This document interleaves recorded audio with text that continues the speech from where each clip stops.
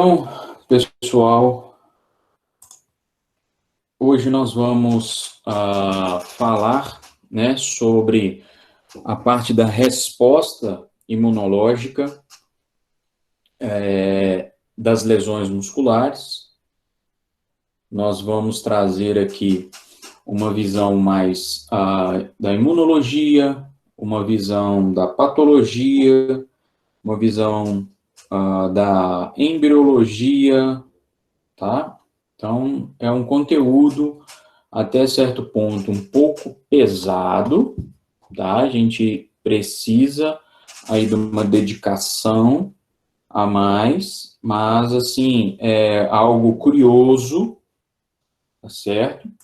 Traz curiosidade para nós, porque quando a gente entra para o curso de fisioterapia, a gente acha que não precisamos ficar preocupados com os mecanismos, com a microscopia, com os eventos celulares, com os eventos bioquímicos, e que a gente precisa atentar simplesmente para aprender a usar equipamentos, a reproduzir técnicas e poder, assim, auxiliar o nosso paciente. Mas, hoje, o profissional, né, moderno, um fisioterapeuta da atualidade, é aquele que entende a fisiologia, que entende a bioquímica, que entende a patologia, a imunologia relacionada com os processos patológicos. Então, se eu tenho uma lesão muscular, se eu tenho uma lesão ligamentar, se eu tenho uma lesão óssea, se eu tenho uma lesão cutânea, eu tenho que entender os mecanismos que ali estão acontecendo.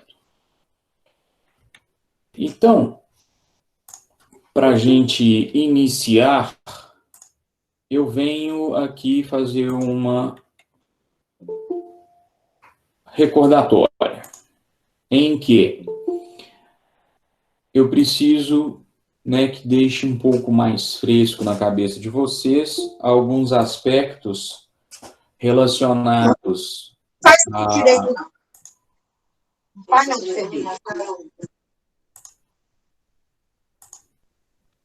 relacionados à histologia, né, do músculo. Então, o que nós iremos ver hoje? Qual que é o foco, então, da nossa fala no dia de hoje? São os músculos, tá? Nosso foco são os músculos. E esses músculos, eles são considerados os motores que permitem a movimentação das alavancas do nosso esqueleto. E assim, a partir da movimentação das alavancas do nosso esqueleto, faz com que a gente consiga mudar de posição no espaço. Então, é importante a gente recordar em que aqui eu tenho fibras musculares, e essas fibras musculares, elas são recobertas, né, pela membrana chamada endomísio, e anexa a essas fibras musculares eu tenho as células satélites. Guardem esse nome, que vai ser de extrema importância nesse processo de reparação do tecido muscular. Quando eu tenho aí um conjunto de fibras musculares, eu formo, né, os feixes, e eles são recobertos aí pelo perimísio, e a junção desses feixes vão formar, né, os fascículos, e esses fascículos são recobertos pelo epimísio, que aí constitui-se o ventre muscular. E quando a gente vai falar de músculo, a gente tem que entender que a unidade funcional desse músculo são os sarcômeros. Então, a gente precisa recordar prioritariamente que os sarcômeros, eles possuem a constituição de fibras né, proteicas, filamentos proteicos, que são a actina externamente e a miosina mais internamente. E que quando no processo, né, de contração muscular, esses filamentos de actina e miosina se deslizam, promovendo o encurtamento desse sarcômero no sentido central, onde há o encurtamento de sarcômeros em série e, com isso, a diminuição do tamanho muscular. Associado ao funcionamento desses filamentos, actina e miosina, nós temos a troponina e eu tenho também a tropomiosina, que faz com que permita, né, a associação da miosina com a actina e no momento aí do funcionamento da cabeça da miosina ocorra esse deslizamento. Só que o sarcômero em si, ele não tem só esses filamentos proteicos, existem outras proteínas que se encontram aqui nessa região da linha Z. E essas proteínas que se encontram aqui, mais próximo dessa linha Z, compõem o que nós chamamos de costâmero. Então, aqui, ó, nessa região da linha Z, eu tenho várias proteínas que estão presentes nessa região da linha Z e que proporcionam o ancoramento desses filamentos da actina, né? Da actina aqui, ó, e da miosina, que está ligada indiretamente à linha Z por uma proteína muito importante chamada titina.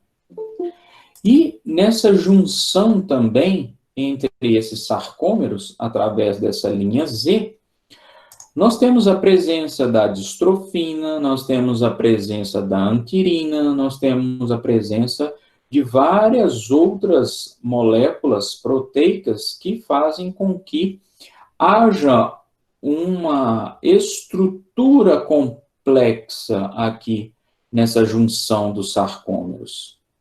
E que, em detrimento de alterações genéticas, eu posso ter doenças relacionadas com a deficiência, a produção incorreta dessa proteína, e assim a gente pode ter os quadros de distrofia muscular, certo? E os eventos que nós iremos ver no dia de hoje estão relacionados com esses processos de distrofias. Então, o processo de renovação da célula muscular nas distrofias está, de certa forma, prejudicada e a reparação dessas fibras musculares, elas não acontecem de forma coordenada, harmônica e natural, como no músculo saudável. Associado a saber, né, a recordar essa histologia, essa biologia celular do tecido muscular, a gente precisa entender que, em detrimento de algum agente inflamatório, né, algum agente lesivo, seja ele físico, químico, biológico, mas para nós da fisioterapia, né, vou traçar assim comentários mais voltados para a fisioterapia, porque estamos num evento de formação, né, um ciclo virtual de formação, prioritariamente para o curso da fisioterapia. Mas isso se aplica a outros profissionais que estão engajados também com pacientes que cursam com lesões de tecido muscular, tá? Nós temos a necessidade do enfermeiro, nós temos a necessidade do biomédico dentro da assistência de saúde desse paciente que tenha aí um quadro de lesão muscular, tá bem?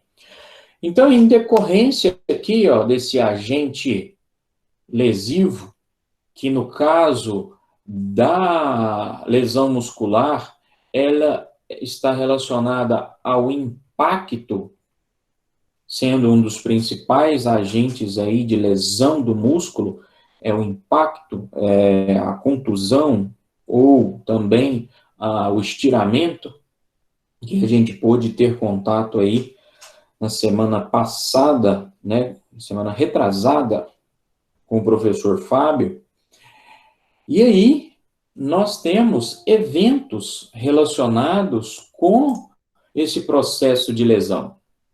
Então, no primeiro momento, nós temos aí, fenômenos irritativos.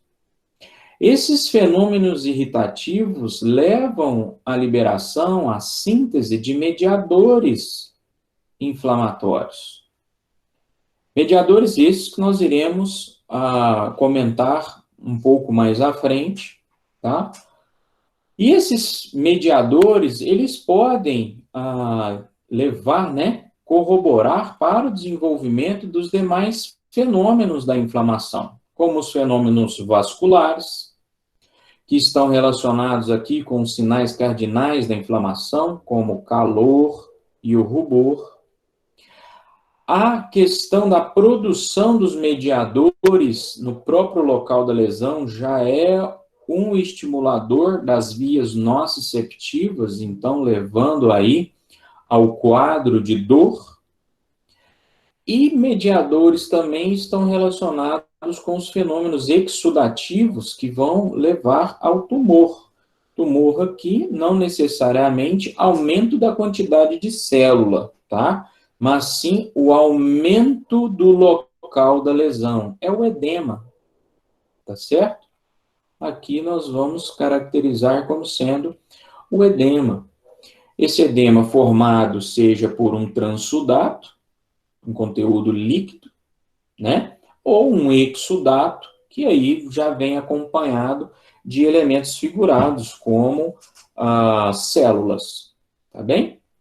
E o desfecho, nós temos aí os fenômenos resolutivos, que podem já gerar, né, a reparação, tá certo? E eu tenho também os fenômenos reparativos, que aqui é a cicatrização. Na questão do músculo, muitas das vezes, essa reparação aqui, é um sinônimo de fibrose. Tá certo? Então, se esse processo de reparação tecidual, cicatrização, não for bem coordenado, equilibrado, nós vamos cursar com essa fibrose aqui. E para quem vê, quem gosta, quem assiste esporte, quando você tem um atleta que ele cursa com fibrose muscular, é aquele atleta que vai cursar, no final das contas, com perda de rendimento. Então, para eu entender o porquê de um atleta, após um mecanismo de lesão, não se recuperar completamente, eu posso estar aqui, tendo que avaliar de forma retroativa como que foi a história, como que ocorreram seus fenômenos reparativos, resolutivos, exudativos, vasculares, irritativos e como que foi essa lesão. Tá certo? Então, para a gente conseguir pensar na abordagem clínica do meu paciente, seja ela no âmbito da fisioterapia, da enfermagem e a biomedicina, eu preciso entender o que acontece em nível molecular e celular. Certo?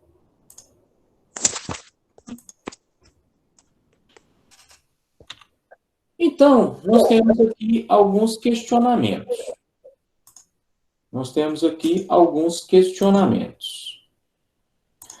Quais são esses questionamentos?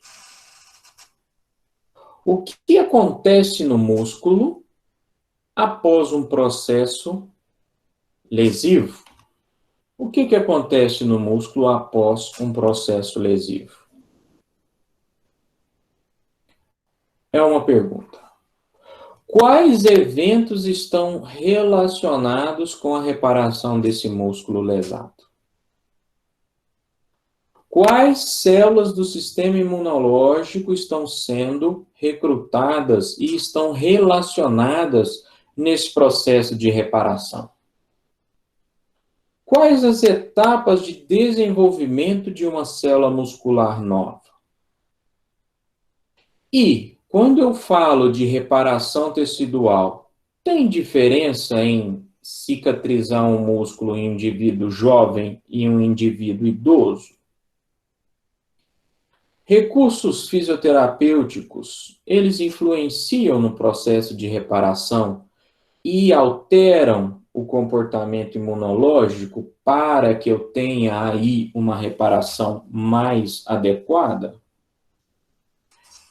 Então, espero que ao final, né, da nossa fala, a gente consiga ter elucidado um pouco desses 6 aspectos aqui, desses 6 questionamentos. Certo? Então, vamos lá. Um ponto de partida. Análise morfológica a curto e a longo prazo do músculo tibial anterior após a contusão. É um estudo que já tem aí um certo tempo, realizado por pesquisadores considerados dentro da área da fisioterapia, como a Minamoto, né? Então, pegaram lá, fizeram aqui um dispositivo ultramoderno, em que eu tenho um tubo metálico e aqui um pêndulo. No caso, ele vira-se uma lanceta, que ele é disparado aqui do topo até entrar em contato com a perna do animal, né? A pata traseira do animal. Simulando aí um processo de contusão. É aquele atleta que durante uma partida leva uma pancada, ou um indivíduo que leva aí um choque direto, né? Então, o que foi possível observar? Que o animal que sofreu o mecanismo de contusão é um animal que apresentou um ganho de peso menor, tanto a curto prazo quanto a longo prazo, em relação a um animal que não teve lesão. Ou seja, um animal, quando ele está com um processo que quebra a homeostase dele, seja uma pancada no seu membro posterior, faz com que ele tenha restrição de acesso ao alimento, porque ele fica mais quieto, ele perde função. Então, além de calor, rubor, dor e tumor, o edema, ele tem o quinto sinal da inflamação, que é a perda de função. E aqui essa perda foi representada por não ter um ganho de peso comparável a um animal que não teve lesão. E com relação ao peso do músculo lesado, a curto prazo, esse músculo ele tinha um peso relativamente maior. Por quê? Acúmulo de líquido. Em decorrência do fenômeno exudativo, esse músculo ele tem um ganho de peso. Porém, a longo prazo, pela inutilidade e a resolução aqui desse edema, eu tenho perda de massa muscular em decorrência do processo de lesão. Quando a gente observa, né, aqui, figura A, uma microscopia, né, uma micrografia de um músculo normal, olha lá, ó, as fibras musculares de tamanho, disposição de tecido, um conectivo. Agora, olha a curto prazo o infiltrado de células nesse tecido muscular lesado. Então, aqui eu tive eventos irritativos, que foi a lesão, o impacto, liberando mediadores, recrutando células inflamatórias aqui para esse local, tendo aí os seus fenômenos, né, vasculares, os seus fenômenos que fazem com que ocorra aí o recrutamento dessas células para o local da lesão. Mas a longo prazo, eu já tenho a diminuição desse infiltrado e eu já tenho a formação de algumas células novas, algumas fibras musculares novas em decorrência desse processo de reparação. Certo? Então, esse autor aqui, ó, o Tibal, que é uma das referências, nós vamos ver, ó, em 95, né, que é esse artigo aqui, e nós vamos ver que até os dias atuais são estudos relevantes que vêm reportando as suas investigações.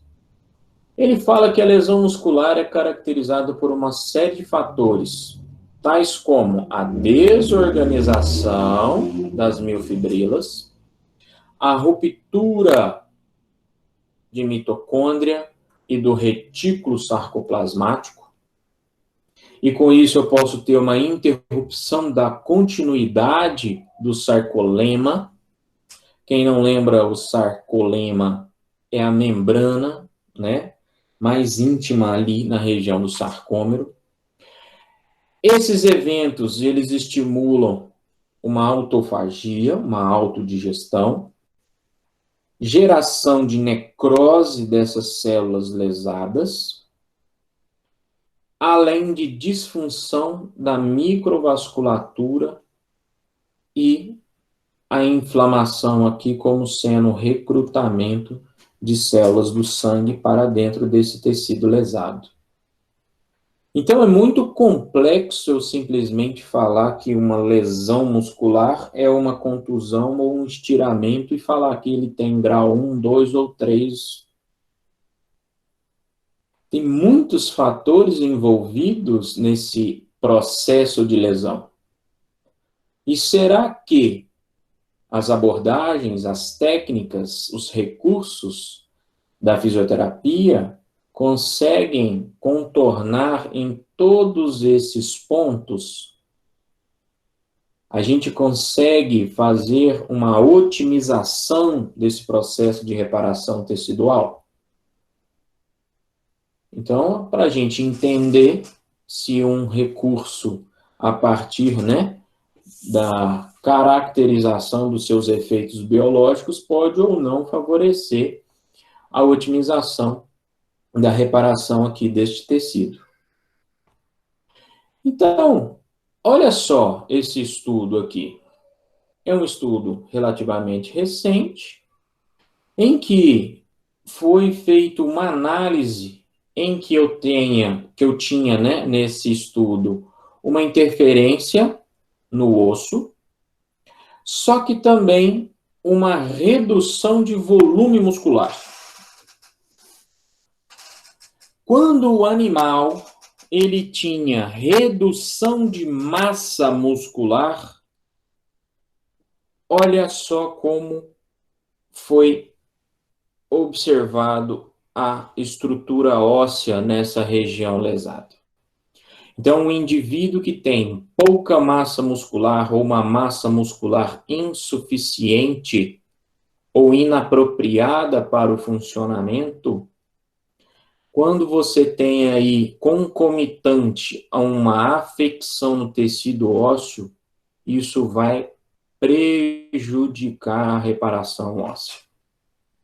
Então, o indivíduo que tem pouca massa muscular ou tem aí dentro do processo de lesão uma imobilidade prolongada e que leva aí uma hipotrofia, vai atrapalhar na reparação do osso. Olha aqui, ó, quando o indivíduo tinha massa muscular satisfatória, a reparação óssea, ela é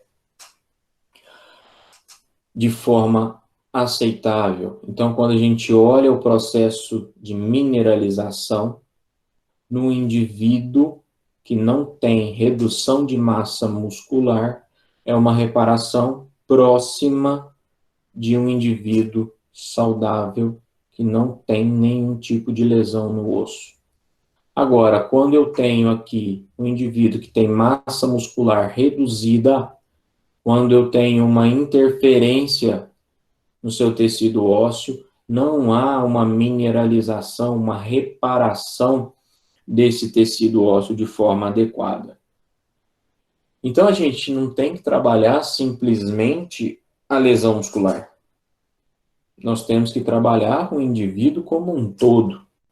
Aquele membro que foi afetado na parte muscular, ele pode ter tido uma afecção de tecidos adjacentes que estarão sob uma influência negativa dessa perda de massa muscular.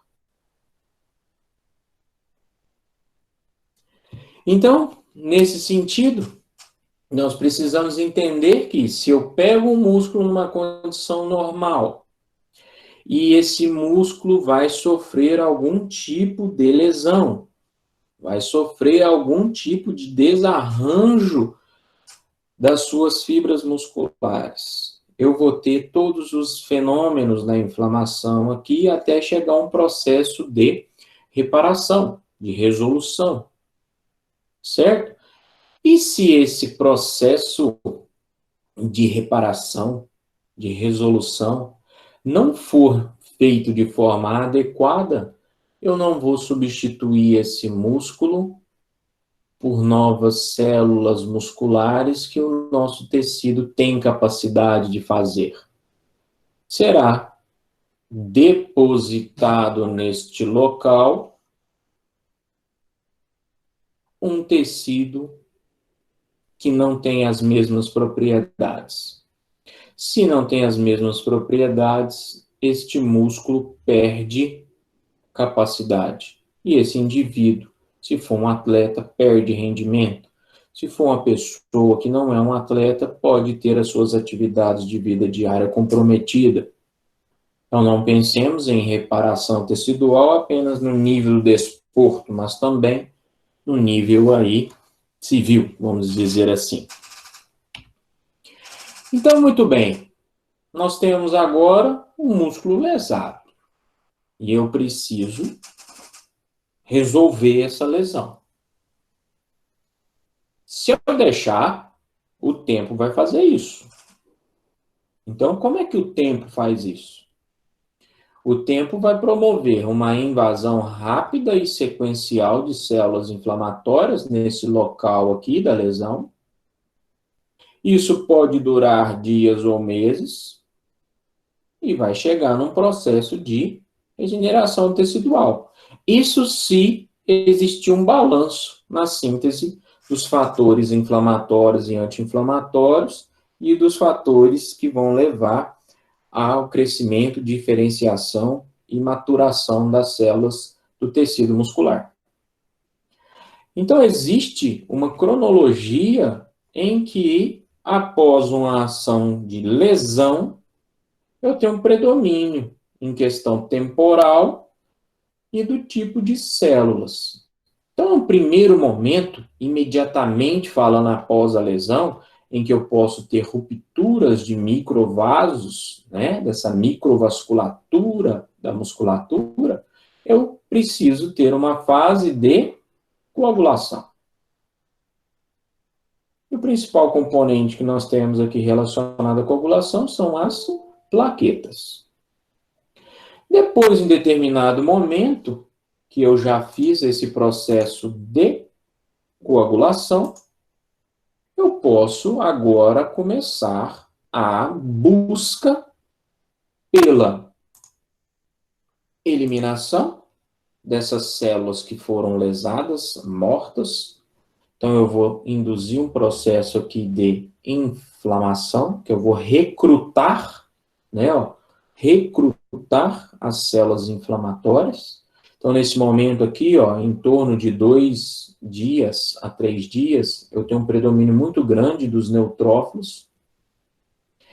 E, em sequência dos macrófagos, nós iremos fazer uma revisão sobre quem são essas células e o que elas fazem.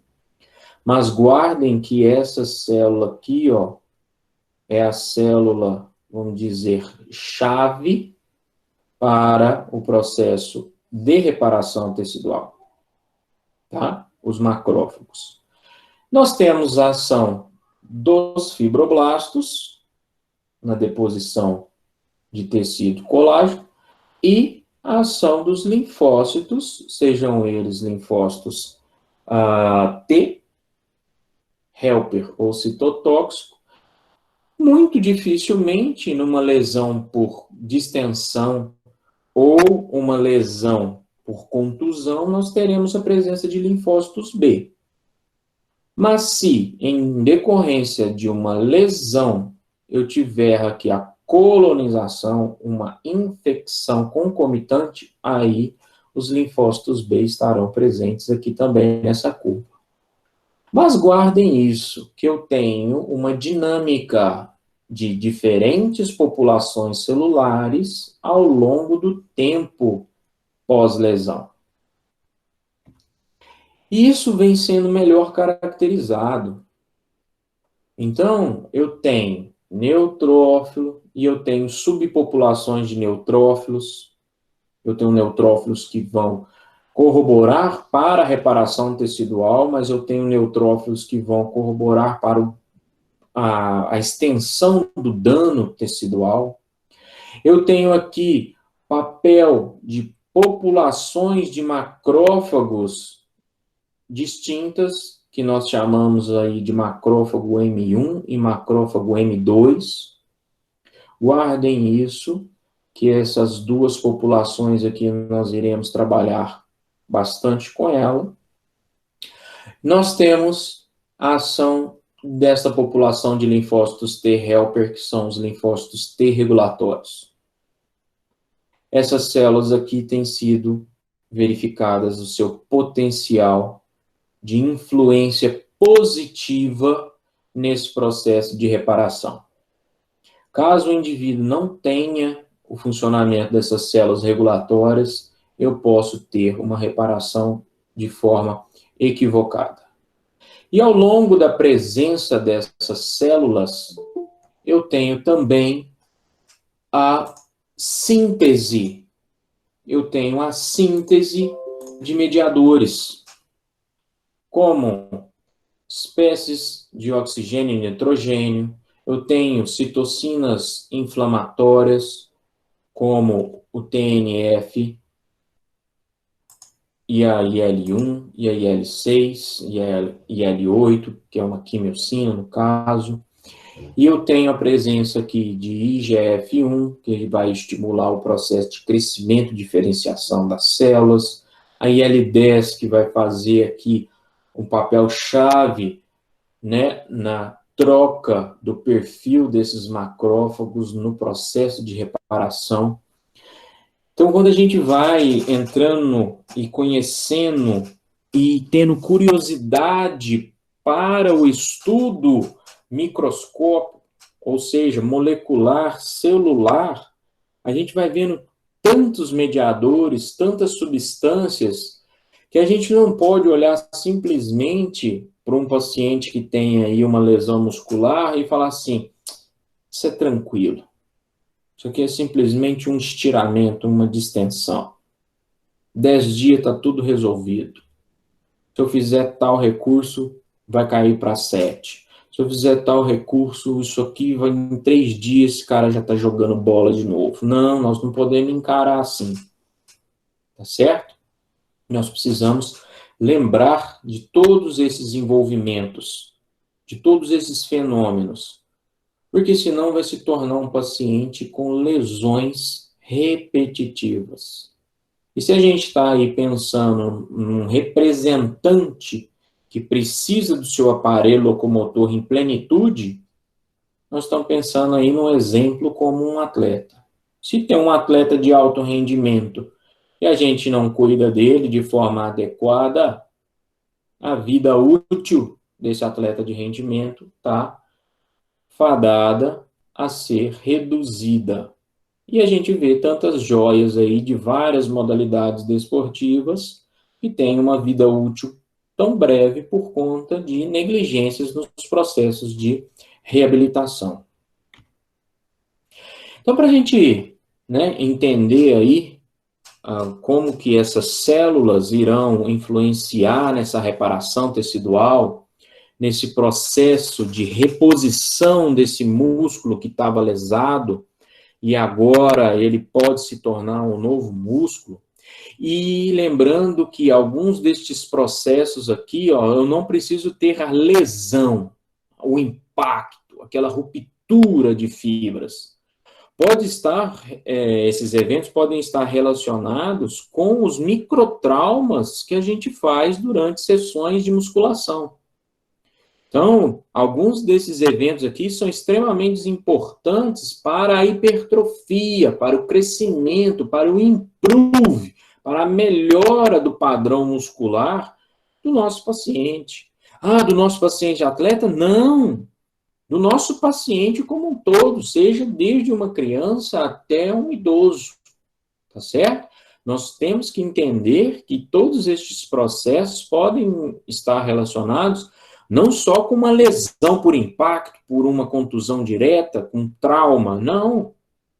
No processo de crescimento e desenvolvimento da massa muscular, esses eventos aqui são extremamente importantes. Então, se eu observar nessa imagem aqui, ó, nós temos duas populações celulares da resposta imuninata. Desejo muito que vocês lembrem, quem já teve imunologia na sua faculdade, na nossa faculdade aqui na Factus é a disciplina de MAD, né? Tão temida, MAD. Mas espero que hoje vocês estejam vendo essa disciplina de uma outra forma, não agora necessitando tirar nota, mas sim entender para que vai servir na sua vida profissional. Então, nós temos duas vertentes da imunologia. A imunidade inata, que é aquela primeira linha de defesa, são as capacidades que a gente já nasce com elas para gerar resposta contra os agentes agressores. Vamos destacar aqui duas células da resposta imune inata neste momento, que são as células natural killer, amavelmente chamada de célula NK, e aqui os macrófagos, certo? Vamos destacar essas duas células aqui. Tem outras células dentro desse processo de reparação importantes? Se a gente tiver que escolher uma célula para ser o representante do processo de reparação muscular, vota nessa aqui, ó, macrófago. A célula natural killer, a gente só vai revisar ela porque ela é uma célula que induz a destruição de célula-alvo. Para o tecido muscular, essa célula NK aqui, ó, numa lesão muscular, é só se ela tiver com algum antígeno, algum agente agressor dentro da célula muscular. No nosso cotidiano, nós não temos esse padrão aqui de comportamento. Mas saibam que se eu tiver falando de antígeno intracelular, antígeno que está dentro da minha célula, uma célula da imunidade inata que pode destruir esse agente agressor aqui é a célula NK. Tá bem? Mas em se tratando de resposta de reparação tecidual, reparação do tecido muscular, vamos agarrar nessa aqui, ó, no macrófago. No macrófago, ele é uma célula que faz fagocitose. Além de fazer fagocitose, o macrófago também funciona como uma célula APC, que é do inglês, então do inglês a gente traz para frente, célula apresentadora de antígeno. Então, quando ele fez a fagocitose, ele vai lá e mostra o que ele fagocitou. Mostra para quem? Normalmente para os linfócitos T, sejam os linfócitos T helper, caracterizado aqui pela molécula de CD4, ou para o linfócito T citotóxico, se for o caso dele ser a célula infectada. Tá bem? Mas na maioria dos casos, quando ele fagocitou, ele apresenta o antígeno para o linfócito helper. Aí esse linfócito helper pode fazer um monte de citocina. E dependendo da citocina que esse linfócito produz, esse macrófago pode ter comportamentos distintos. E esses comportamentos distintos nós caracterizamos como sendo os perfis M1 e M2. O M1, guarda para mim, é o inflamatório. É aquele que busca eliminar o agente lesivo. É aquele macrófago que está buscando destruir se tivermos aí um agente lesivo, como, por exemplo, algum agente biológico, um parasita, uma bactéria, um fungo, tá bem? É aquele que vai proporcionar combate. No nosso caso aqui, ó, ele vai proporcionar o combate porque ele está cheio de células musculares mortas ali naquele local que ocorreu a lesão. Então, a função dele em estimular a inflamação ali é tirar as células musculares que morreram, que não estão mais aptas ao funcionamento.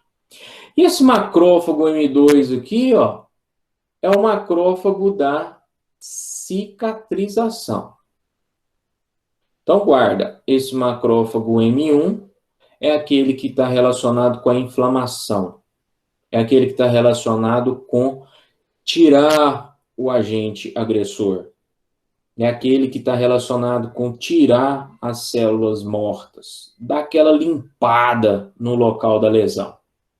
E o macrófago M2 é aquele macrófago que, uma vez que agora o tecido já está todo limpinho, tudo arrumadinho, vamos colocar uma célula nova naquele lugar. Vamos colocar um tecido novo naquele lugar.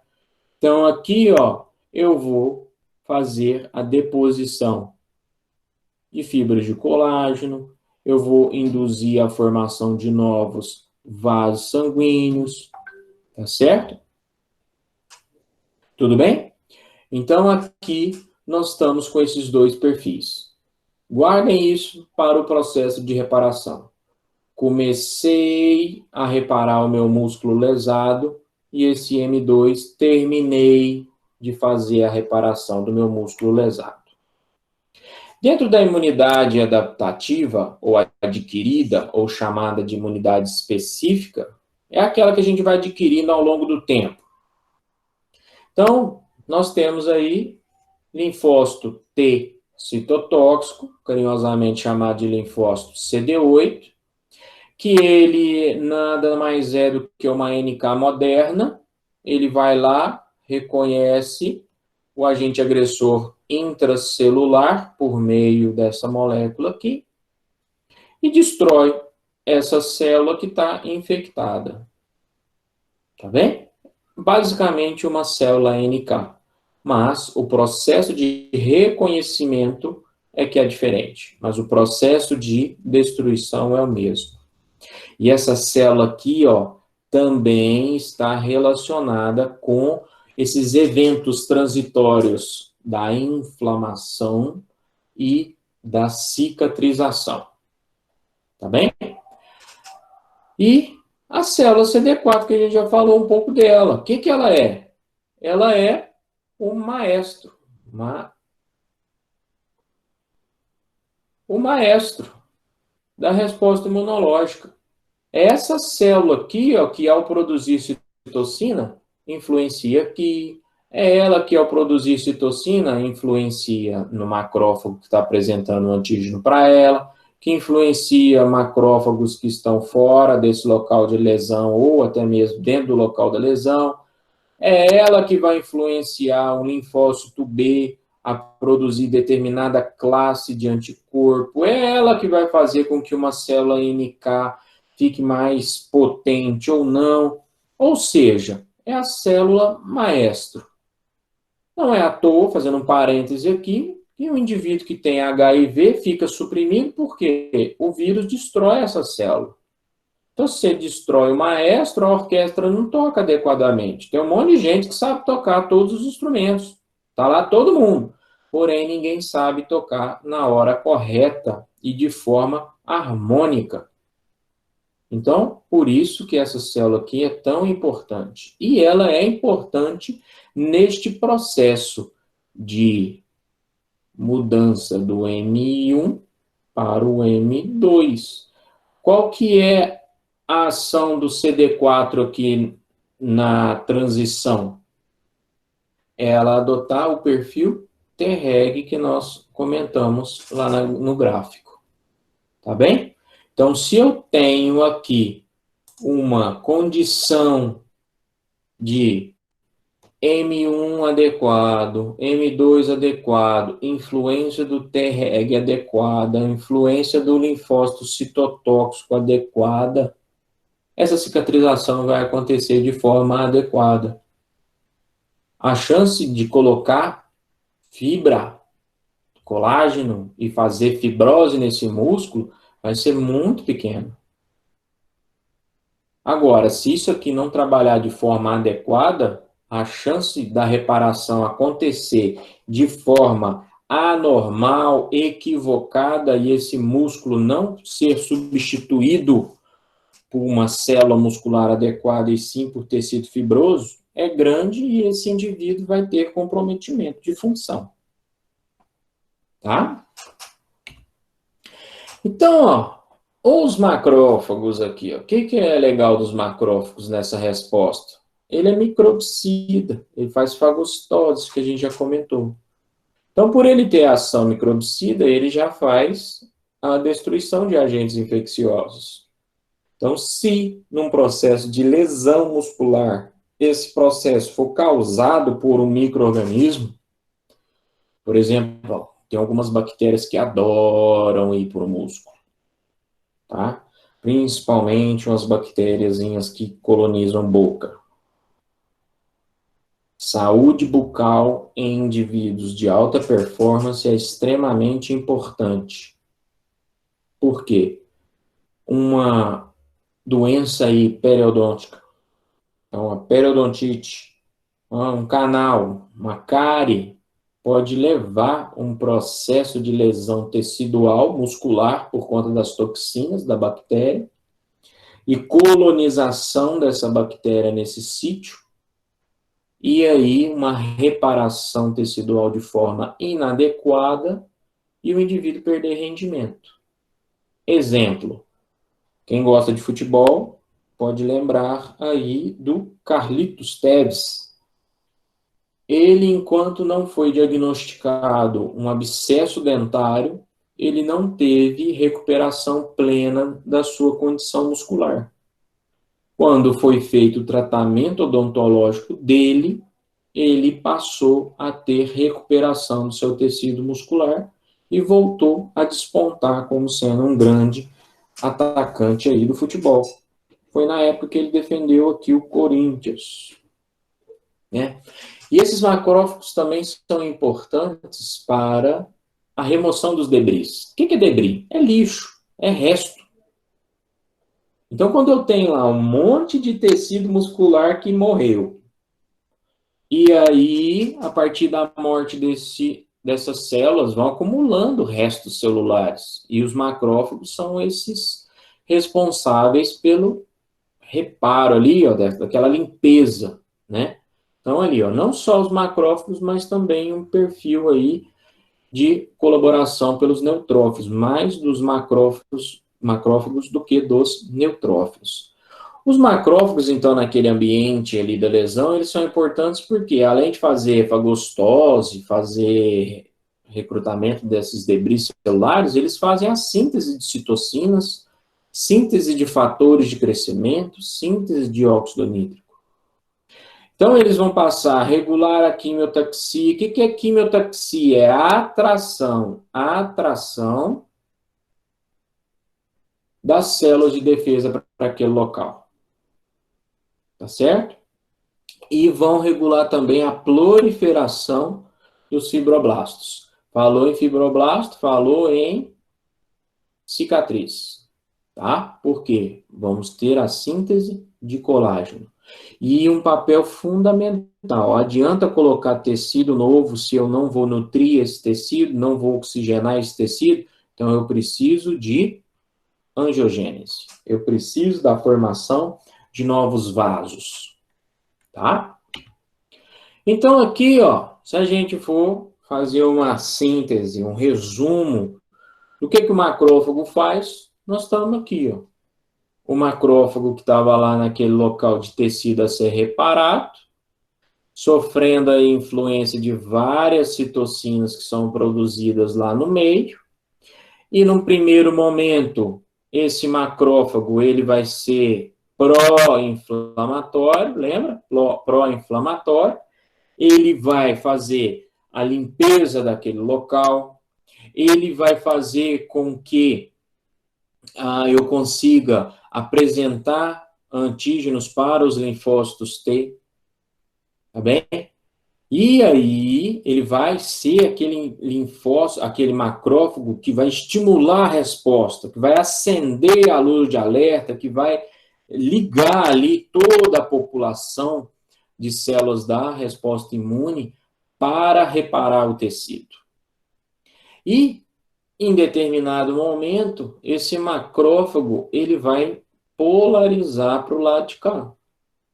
Eu preciso que não só macrófagos que não foram para o M1 vão para o M2, mas também uma modificação. É possível fazer esse pulo aqui, ó. O macrófago que era M1, em uma mudança de microambiente pela síntese de citocinas, pela síntese de substâncias ali naquele local, convergir para esse perfil anti-inflamatório. E esse perfil anti-inflamatório é aquele perfil que vai levar à ativação dos fibroblastos, que vai levar à ativação das células endoteliais, é que vai levar à cicatrização. Tá bem? E aqui nós temos um pouquinho sobre os neutrófilos. Os neutrófilos, se a gente for observar, são células assim com uma ação extremamente de inflamação mesmo, de inundar aquele tecido que foi lesado, recrutamento assim abundante de células naquele local. Não sei se vocês vão recordar, mas lá naquela micrografia que eu mostrei para vocês de uma lesão de 3 dias, né, de contusão, todos aqueles pontinhos na lâmina histológica era neutrófilo, primordialmente falando. É essa célula aqui que nós temos mais abundante no nosso sangue e é essa célula que vai ser recrutada de forma rápida e sistemática para aquele local da lesão. Então, esse neutrófilo, ele pode seguir esses dois caminhos aqui, ó, em detrimento do processo de lesão. Ele pode caminhar para auxiliar no processo de reparação, fazendo síntese de substâncias como citocinas, que vão convergir para a diferenciação das células. Eles podem estar relacionados também com a remoção dos debris, auxiliando os macrófagos. Mas, em resposta à produção de muitas espécies reativas de oxigênio, pode causar um efeito de lise de células musculares. Então, quando eu tenho aí um estresse oxidativo muito grande, proporcionado pelas substâncias liberadas pelo neutrófilo, eu posso corroborar para a ampliação da lise dessas células musculares.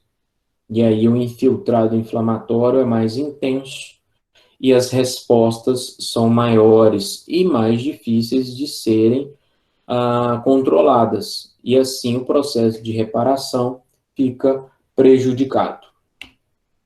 Com relação à resposta imune específica dos linfócitos T e B, como a gente já viu, o linfócito B, né, eu já tinha comentado, não há evidências de uma ação direta, certo?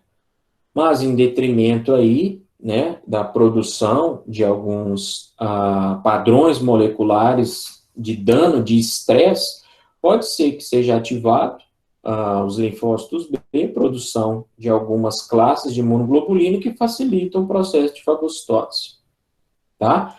Mas o forte mesmo da reparação muscular é a presença dos linfócitos T. Então, quando eu tenho aí a ação dos linfócitos T, eu posso influenciar na reparação. Então, por exemplo, esse estudo aqui, ó, muito antigo, mas é um estudo que levou aí a um certo raciocínio da influência dessas células, ó. Pegou o animal e tirou o timo. Se eu não tenho timo, eu não tenho processo de maturação dos linfócitos T adequado. E aí, o que aconteceu? Ó, uma maturação da lesão e reparação de colágeno mais fibroso, com alto grau de hidroxilação.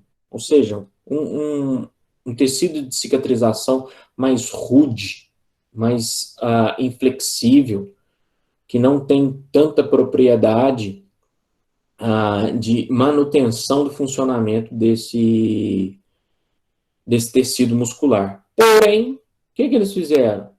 Enxertaram células tímicas no peritônio, e esse quadro aqui de deposição desses colágenos aí de alta hidroxilação foi revertido, mostrando então que existe a participação dos linfócitos T no processo de reparação.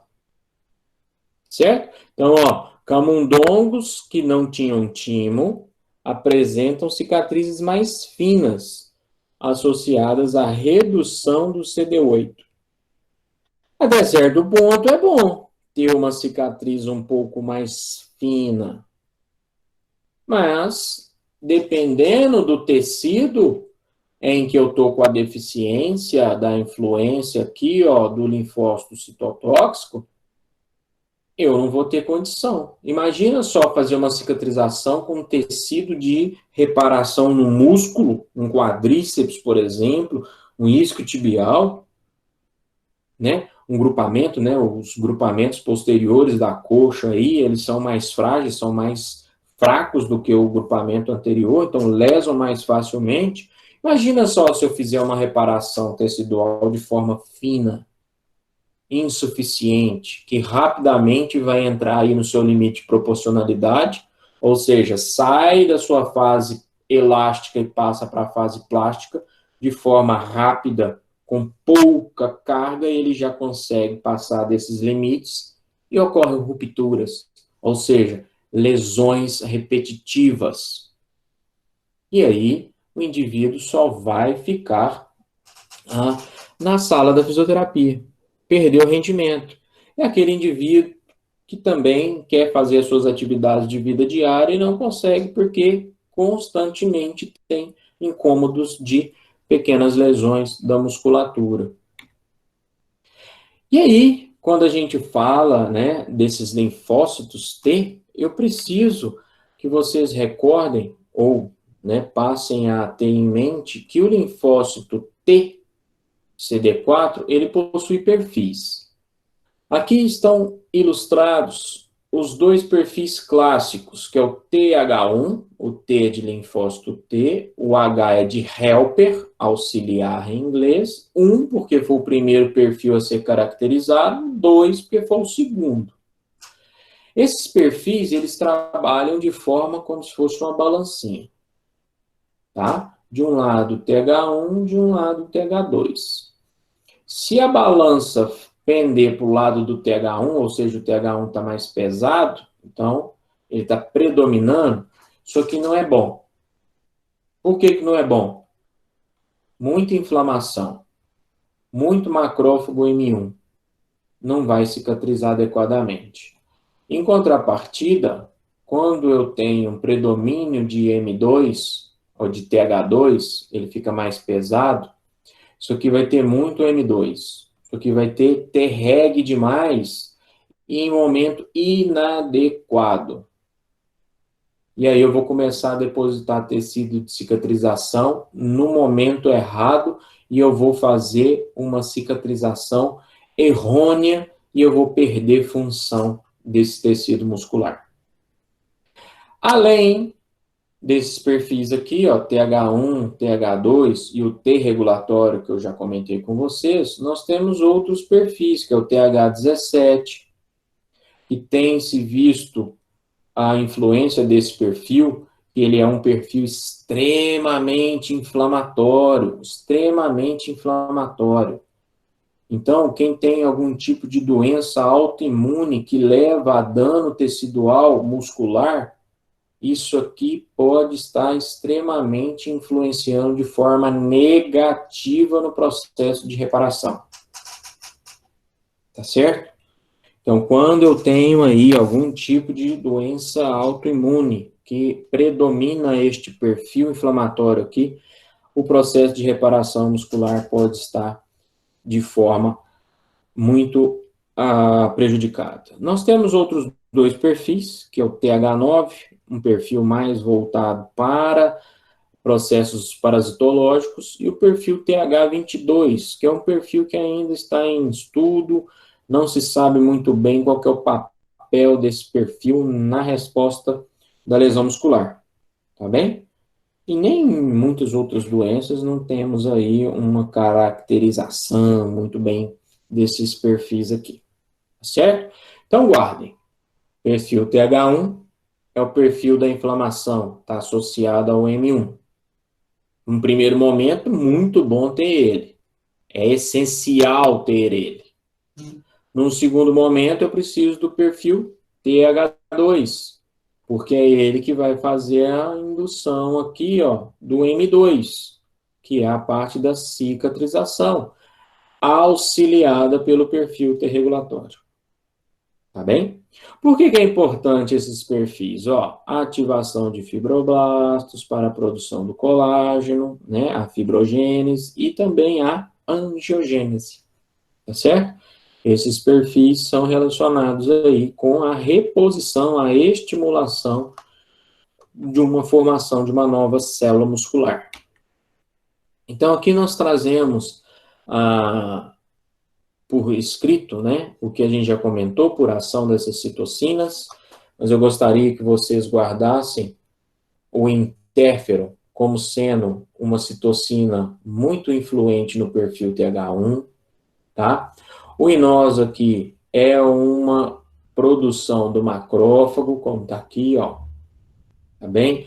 Está diretamente relacionada com a produção do colágeno, então o balanço do inosa é muito importante no processo da cicatrização, tá? A citocina IL-4 e IL-13, extremamente importante no perfil TH2, e é um perfil que auxilia na geração de células regulatórias. E essa célula regulatória é uma produtora de IL-10 e TGF-beta. Esse TGF-beta aqui, ó, é o cara que estimula o crescimento e diferenciação da nova célula muscular. Esse é um dos fatores extremamente importantes aí nesse processo da reparação tecidual.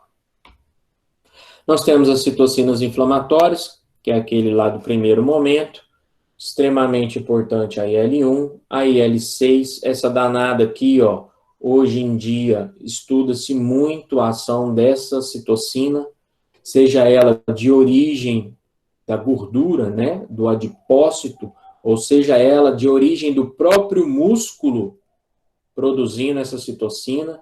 Quando ela vem do adipócito, é uma citocina inflamatória ruim, tá? Por isso que o indivíduo obeso não é bom, ele é um indivíduo inflamado por conta dessa citocina que o adipócito libera.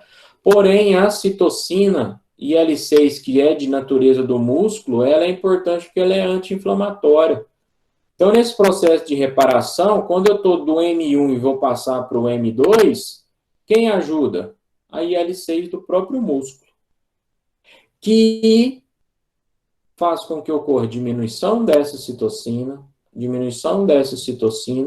e passa a ter um ambiente menos inflamado e agora melhor preparado para a reparação.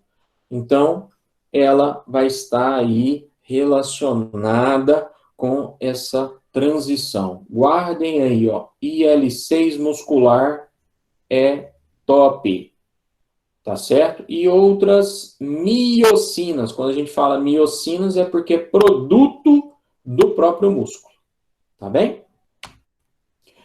E nós temos as proteínas aí de fase aguda, né? Nós temos a produção da prostaglandina, E2, está relacionado com a dor e com a febre, né? O aumento, né? O calor daquele local. E essa substância está relacionada com o TH2. Porém, quando em demasia no microambiente, vai gerar fibrose. E ela é estritamente relacionada com a produção dessa enzima aqui, ó, COX-2. Então, anti-inflamatórios que bloqueiam a COX-2 vai bloquear a produção da PGE2. Tá certo? Então, nós temos condição de produtos musculares e ações de recursos terapêuticos fazer a redução de COX e reduz PGE2. Com isso, a chance de ter um tecido de fibrose naquele músculo lesado diminui. Tá? Então, ó, uma curiosidadezinha para vocês é quando a gente vê o papel desses linfócitos helper, e em especial os linfócitos T helper regulatórios. Esse estudo aqui é bacana, por quê? O que eles fizeram? Eles sabem que, já foi caracterizado isso, e quando eu tenho uma injúria, uma lesão aguda ou crônica no músculo, se eu tenho a presença de células T regulatórias, eu tenho uma reparação tecidual adequada. Por que eu tenho uma reparação adequada? Porque eu saio de um ambiente inflamado, eu vou para um ambiente anti-inflamado, sem inflamação. E com isso eu faço o estímulo de células de origem mieloide para essa função anti-inflamatória, que é o macrófago M2, que a gente já falou aí muitas vezes. Aquelas células T efetoras inflamatórias, ó, diminui com a presença do Treg. Por quê? Treg é sinônimo de supressão. É o botão de off do sistema imunológico. Tá? Falou que é para parar o sistema imunológico, chama esse guerreiro aqui, ó. Ele que vai parar. Então, é importantíssimo. E em decorrência desse ambiente aqui, ó, que fez com que as células fossem para o lado anti-inflamatório e produzissem seus fatores de crescimento e diferenciação, é que eu tenho as células satélites se diferenciando em novas células musculares. E que eles viram? Se eu tirar o Treg, o processo de reparação ele é insuficiente. Eu posso ter macrófagos adequados, eu posso ter neutrófilo adequado, eu posso ter linfócito citotóxico adequado, eu posso ter tudo adequado. Mas se eu não tenho aquele linfócitozinho que funciona como um maestro, ele não vai conseguir reparar esse músculo adequadamente. E aí, se eu não tenho linfócito que regula esse período de pró-inflamação e anti-inflamação, vou ter cicatriz inadequada e esse indivíduo, se for um atleta, lesa de novo. tá? Então, é muito importante a interação dessas células no processo de reparação. E aí está aqui, ó, quando eu tenho uma resposta anormal. Quando eu tenho um predomínio de macrófago M1, chamando muito neutrófilo, produzindo muita substância, né, peróxido de oxigênio, óxido de cloreto, hidróxido clorídrico e óxido nítrico, isso leva a um dano muscular muito grande. Eu tenho também a ativação de eosinófilo liberando proteína básica principal. E essa proteína aqui, ó, leva a dano tecidual, é uma enzima, certo? O que vai acontecer? Eu vou ter a formação de macrófagos que não vão sair do perfil M1 e eles não vão conseguir ficar aqui no M2 de forma adequada. E quando eles estão aqui nesse processo de M2, eles podem sofrer influência de células que advêm lá do adipócito, que vão fazer com que estimule demais os fibroblastos, e aí eu faço uma cicatriz de fibrose. Eu não faço a reparação com nova célula muscular.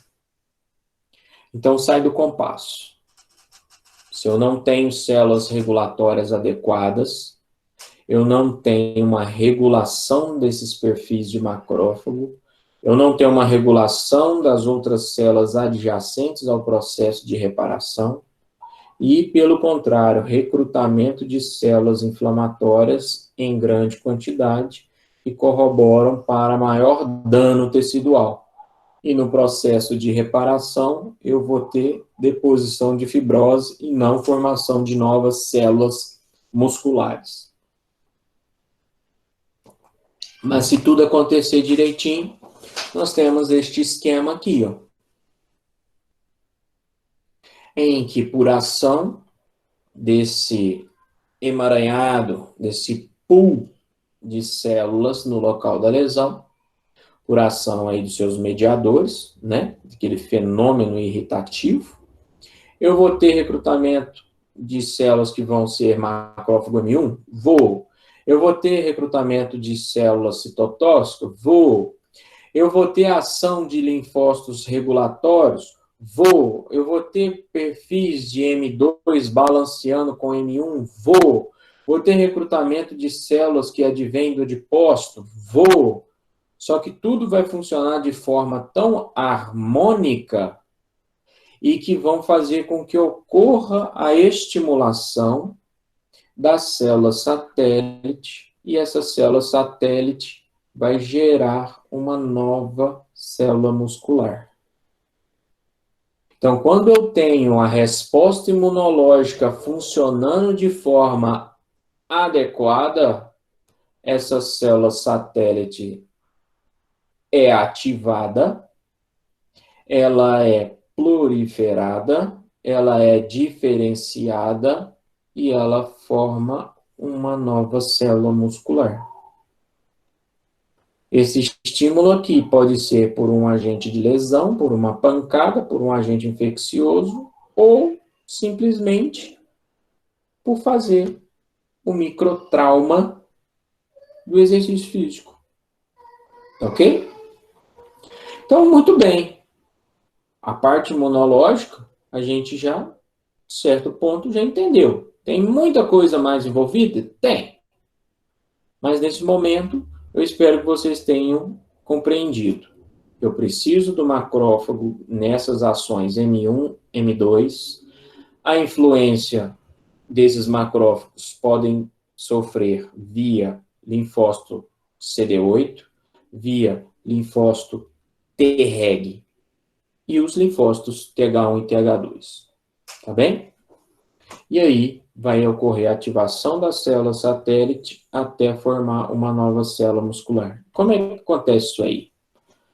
A partir do momento que eu tenho os estímulos, as células miogênicas, que são chamados os mioblastos, vão sofrer ações pelos fatores, né, regulatórios da miogênese e vão expressar, produzir proteínas que vão levar à diferenciação, à maturação da célula satélite até formar um novo músculo.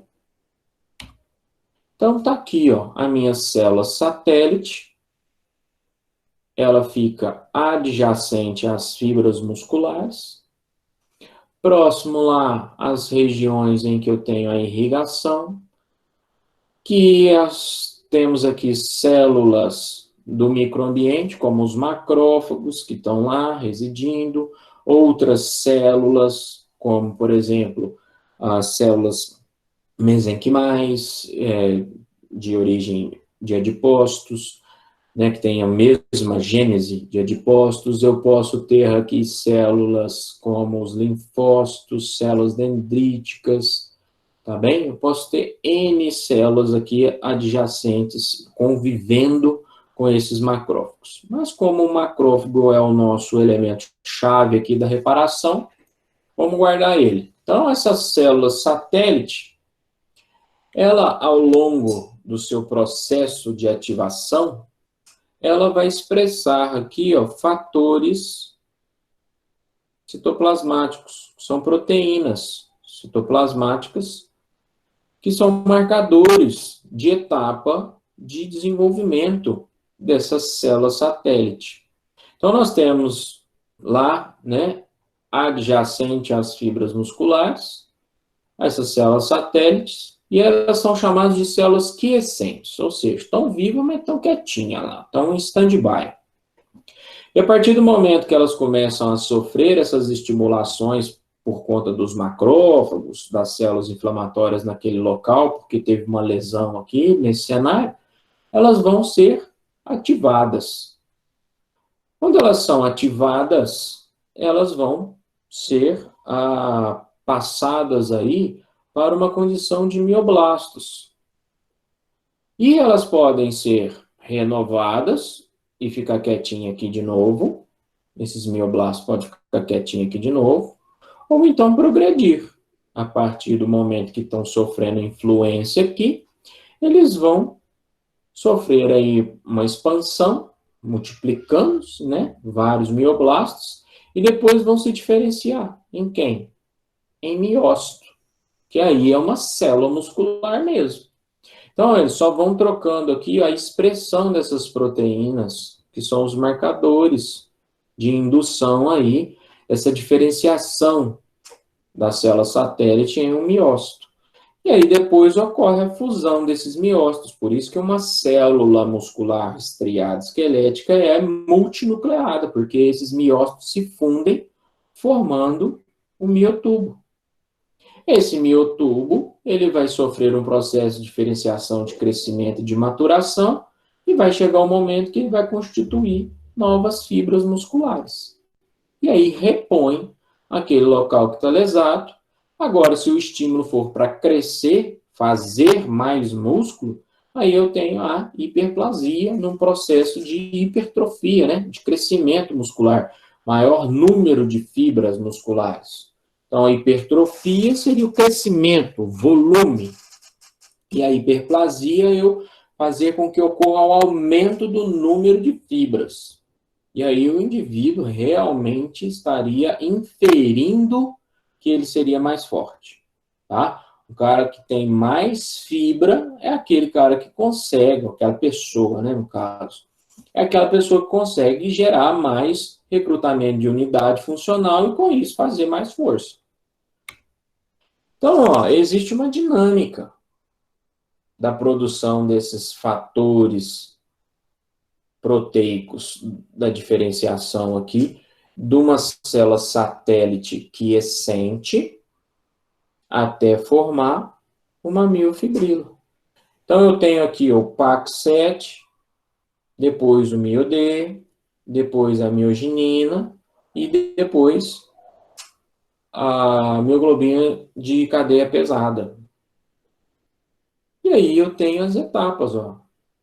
Um músculo em condição normal, sofreu uma injúria, né, uma lesão, e aí eu tenho todo aquele processo inflamatório envolvido aqui, recrutamento dessas células satélite, as influências das citocinas e fatores de crescimento, a alternância aqui da expressão dessas substâncias e diferenciação até formar uma nova fibra muscular. Tá certo? Então, isso aqui é muito importante, essa dinâmica. Porque se o indivíduo tiver algum tipo de alteração na síntese dessas proteínas, eu não consigo progredir na diferenciação de uma nova fibra muscular a partir de uma célula satélite. Tá certo? Então, existem algumas doenças que os indivíduos têm uma menor síntese dessas proteínas ou até não expressam essas citocinas. São problemas genéticos, tá? Mas isso não vem ao caso aqui para a nossa discussão do dia de hoje. Muito bem, mas será que essas células satélites, ao longo da vida, elas vão perdendo essas capacidades de serem ativadas, de serem proliferadas, de serem diferenciadas e depois maturadas e formar um novo músculo? Então, existem estudos que mostram que as células, quando elas vão ficando senescentes, ou seja, elas vão entrando no seu envelhecimento natural, elas vão perdendo a capacidade de serem ativadas, de sofrer a autorrenovação, de ser induzida a sua proliferação em vários mioblastos, a diferenciação em miócitos e, consequentemente, a geração de uma nova fibra muscular.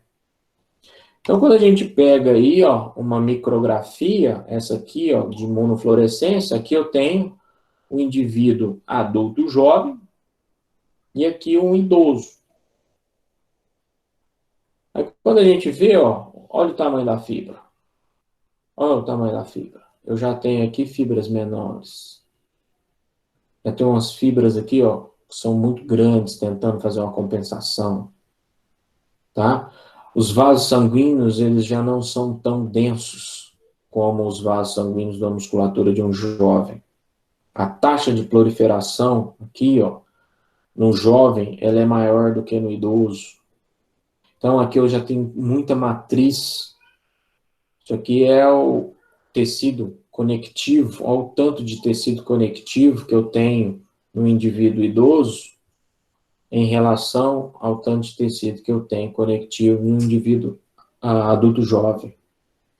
Então, imagina só, eu tenho aqui um indivíduo jovem e aqui um indivíduo idoso e aqui no estado normal. Olha só a anatomia aqui, ó, a morfologia dessas fibras musculares no indivíduo jovem.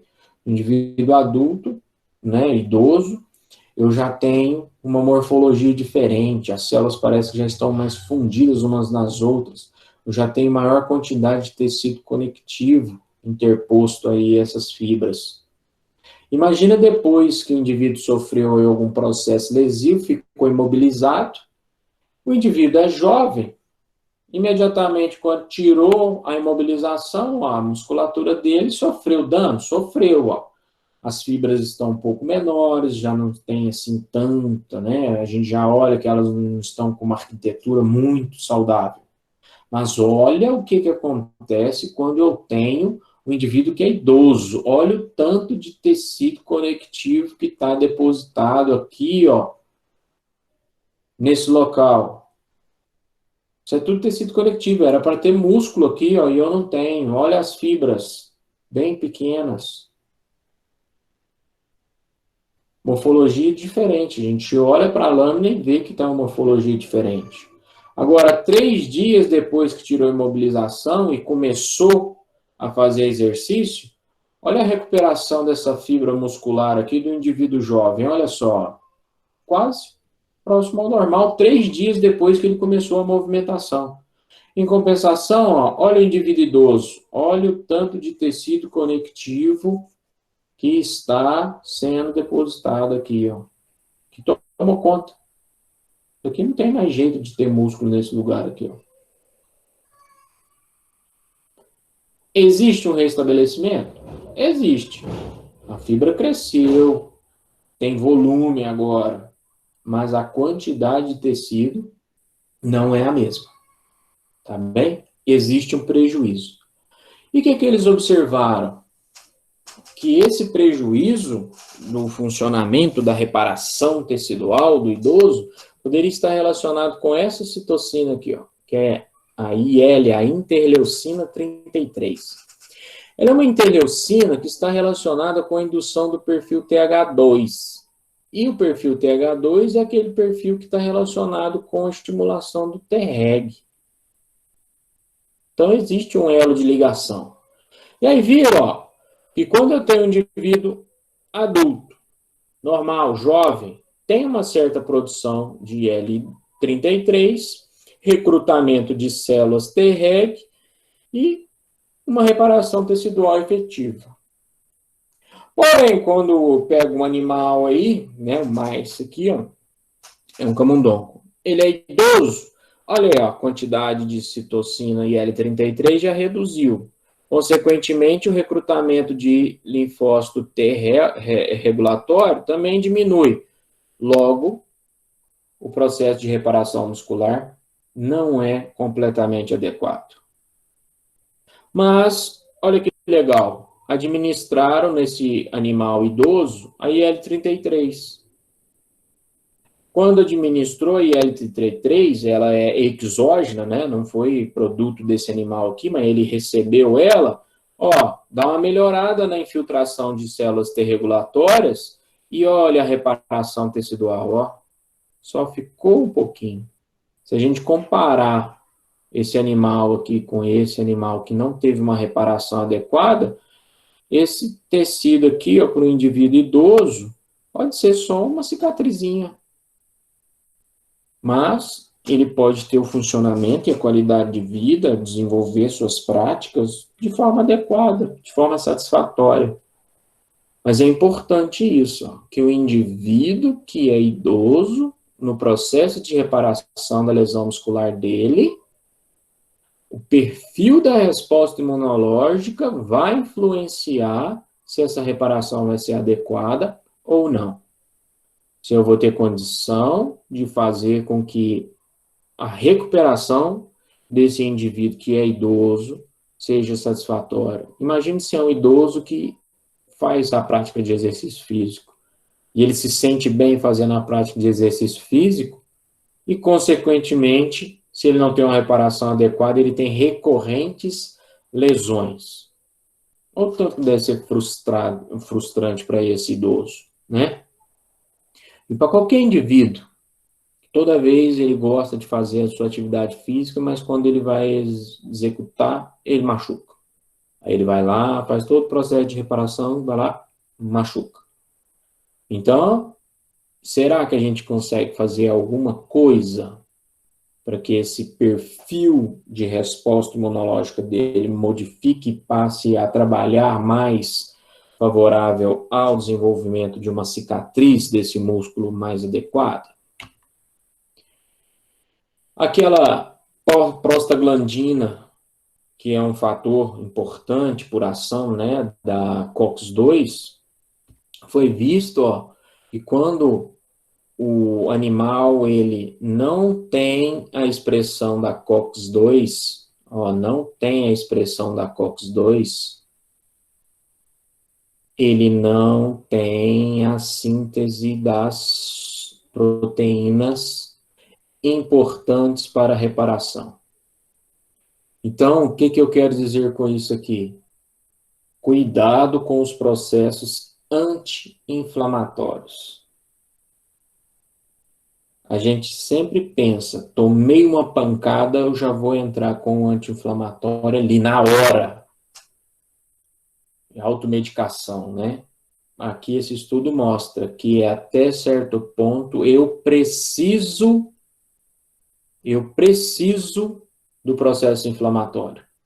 E se eu não tiver o processo inflamatório, eu não tenho a ativação daquela primeira fase das células M1 e do recrutamento de neutrófilos para a eliminação das células necrosadas, da reparação ali, da retirada de debris celular, de preparar o tecido para uma nova população celular. Muito bem. A partir daí, então, que a gente já entendeu que a gente precisa de inflamação, depois a gente tem que controlar essa inflamação. O que as técnicas de fisioterapia podem influenciar nisso? Então, o primeiro momento aqui, recurso manual. A gente não é estigmatizado que fisioterapeuta é massagista? Então, toma. Massagem é importante para o processo de reparação tecidual. E as técnicas de massagem, de manipulação de tecido, influenciam em nível molecular, síntese de substâncias, como, por exemplo, o VEGF, que esse aqui é o fator de crescimento endotelial vascular, ou seja, se eu tenho um tecido muscular lesado, eu não preciso de formar novos vasos, toma. A estimulação por conta da massagem faz com que eu aumente a expressão de VEGF. E aí melhora esse padrão de vascularização. Então, ó, eu aumento o VEGF, eu modulo a célula tronco, ou seja, o mioblasto ali naquele local, eu modulo a inflamação. Então, existem condições em que técnicas de massoterapia vão proporcionar modificação na síntese de moléculas no processo de reparação tecidual. Então, ó, se a gente observar aqui o gráfico, ó, eu tenho horas que eu fiz a estimulação mecânica. E aqui eu tenho taxa de regeneração. Então, ao longo do tempo em que eu tenho aí aplicação de estimulação mecânica, eu tenho aumento da taxa de regeneração de tecido muscular. Então, foi visto que essa questão da manipulação influencia em vários fatores. Então, lá no processo da degeneração, que é o evento inicial, processo de inflamação, de regeneração e na remodelação. Então, as técnicas de massoterapia, tem várias literaturas aqui, ó, que apontam influência em todas as etapas da reparação tecidual. Certo? Então, quando te falar que você é massagista, fala que é sim. E que você pode, através da massagem, trazer muito benefício para o seu paciente, para o seu atleta que tem lesão muscular, simplesmente por estimulação mecânica com as suas mãos. Uma outra ferramenta nossa é a crioterapia, que é a terapia por remoção de calor. Esse trabalho aqui, ó, é um trabalho do professor João Paulo, foi meu professor na faculdade. Professora Liana Barbaresco, que foi professora da Factus, uma das primeiras professoras na área, né, da fisioterapia da Factus. Professor José Batista Volpon, de Ribeirão Preto, e Antônio Carlos Chimano são referências na área de bioengenharia, na área de estudo da propriedade mecânica. São pessoas que estão próximas a nós. Professora Liana, se eu não me engano, já palestrou várias vezes aqui para a gente na Factus, nas nossas jornadas, né, em nossos eventos. E aqui nesse estudo eles fizeram aquele tipo de lesão por impacto e depois um protocolo de crioterapia. E fizeram um estudo da propriedade mecânica. A propriedade mecânica do músculo, ou dos tecidos, nós temos carga, alongamento, que é a capacidade de esticar o músculo ou o tecido, alongamento. Nós temos a rigidez e a resiliência.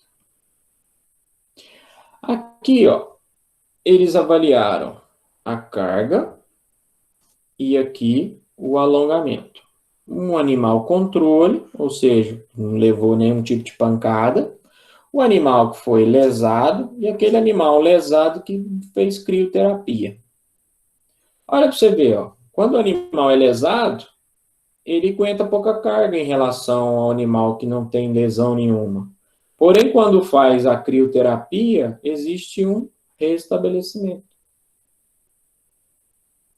na carga. Então, o músculo volta a conseguir aguentar carga.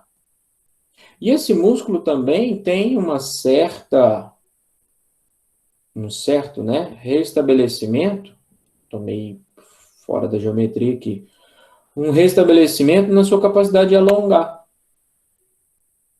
Ou seja, se eu esticar ele, ele não vai romper. Ele alonga, ele deforma, tá? Então, crioterapia auxilia na propriedade mecânica. E isso reflete lá no tecido. Quando eu falo em propriedade mecânica do tecido, é porque alguma coisa que a crioterapia fez que influenciou em todo aquele mecanismo celular. Isso aqui é uma forma macroscópica de avaliar isso, mas existe aquela alteração. Por quê? Se eu tive uma lesão e essa propriedade aqui, ó, voltou próximo ao normal, quer dizer que ocorreu alguma interferência lá no processo de reparação. Precisa-se mais estudo? Precisa. Tem muito pouca coisa, são alguns grupos que estão investigando em nível molecular as ações dos recursos terapêuticos. Tem grupos bons em São Carlos, chefiado pelo Nivaldo Parisotto, que é um dos papas aí dos recursos de fototerapia, e que podem elucidar bastante mecanismo celular e molecular dos recursos terapêuticos. Esse aqui, por acaso, é um trabalho nosso. O professor Eduardo Elias, foi professor da Factos, eu e o professor Leonardo César, que foi o nosso palestrante de ontem. Nós fizemos uma lesão por impacto, seguindo o mesmo protocolo do artigo do João Paulo, porém nós fizemos crioterapia durante 12 horas seguidas e 24 horas. O que é essas 12 horas? A cada 2 horas, a gente fazia 30 minutos de crio durante 12 horas. E ficamos assim. 2 horas de intervalo, 30 minutos. 2 horas, 30 minutos. E depois nós fizemos isso durante 24 horas. Isso, nós dormimos dentro do laboratório. Tá? Nós passamos a madrugada alternando. Enquanto um dava uma cochilada, o outro aplicava o gelinho na pata do animal. E o que nós observamos? Ó, aqui é alongamento no limite máximo. Então, existe uma curvinha. Nós fazemos um gráfico aqui assim, ó, de carga pela deformação. E aí, faz um gráficozinho assim, ó. Esse UP aqui, ó, é o chamado limite de proporcionalidade. O que é esse limite? É o ponto em que eu saio da fase elástica e vou para a fase plástica. O que é isso? É igual elástico de calcinha. Esticou demais, tem uma hora que não volta ao tamanho normal. Por quê? Passou para a fase plástica. Então, quando você tem um elástico, aquela meia, sabe? Com a boca larga, que não prende mais. Quando você tem aquele elástico que já não faz mais a pressão que ele fazia, é porque ele saiu da fase elástica e foi para a plástica. Todo tecido nosso tem isso. Então, aqui é no limite máximo. Então, esse pontinho aqui, ó, é o ponto mais alto dessa curva que o músculo aguentou. Então, essa deformação todinha aqui, ó, que ele aguentou, porque nesse ponto aqui ele rompeu. Então, se eu pegar o músculo aqui assim, ó, desenho, né? O músculo rompe.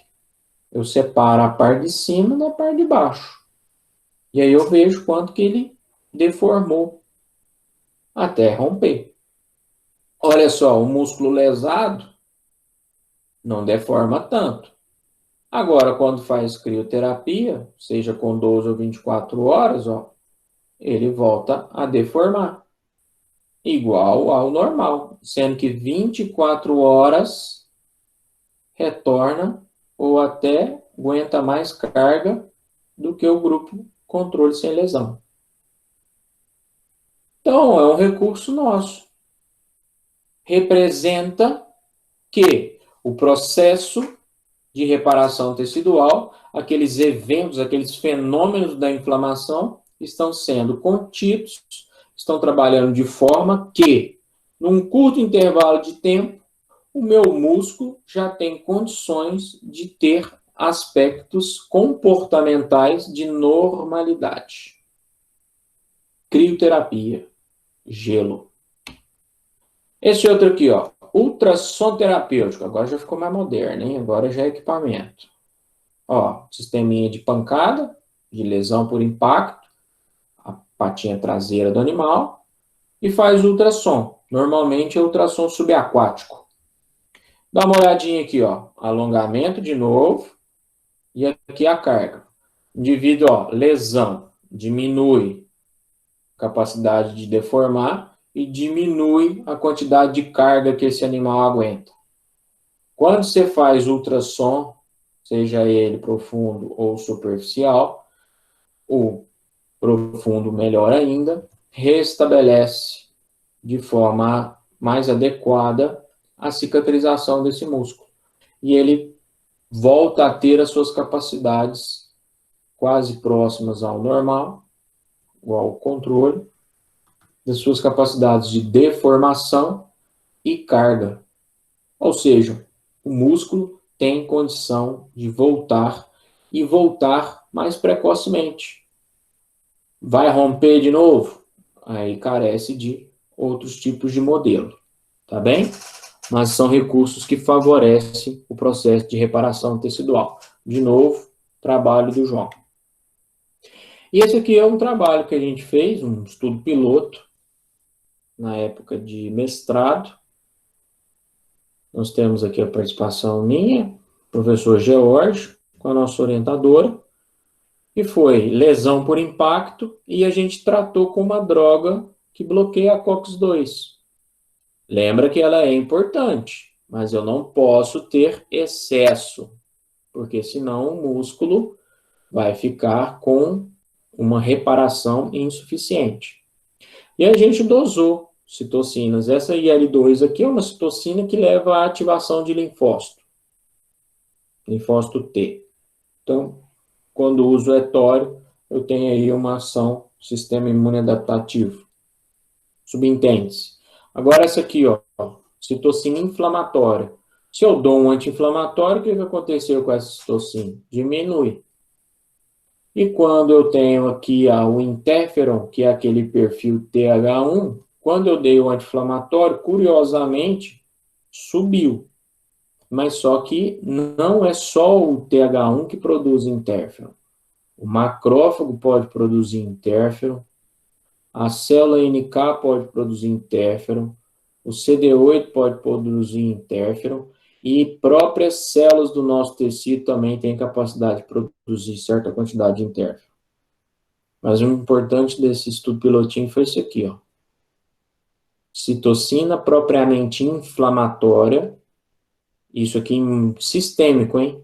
Isso aqui foi dosagem de baço, cultura de baço, que remete a um nível sistêmico de citocina no animal. Tem aí um processo de redução dessa citocina que é extremamente indutora de inflamação e é uma citocina que induz caquexia. Lembra do Léo ontem falando de caquexia, de fadiga de paciente oncológico? Essa citocina aqui, ó, ela induz muita caquexia. Então, se eu tenho um controle aqui, eu tenho uma subintenção de que eu tenho diminuição na degradação do tecido muscular, porque eu reduzi a quantidade de TNF. Certo? Muito bem. Gostaria de agradecer a todos pela presença, pela atenção, por aguentarem aí até este momento. E eu estou à disposição para perguntas.